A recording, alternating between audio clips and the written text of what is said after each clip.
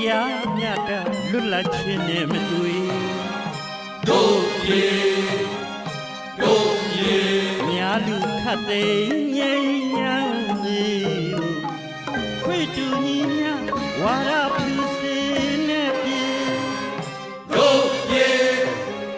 တော်စုအမွေမြေတီရန်စေအတိတ်မှန်ပြည့်ဝ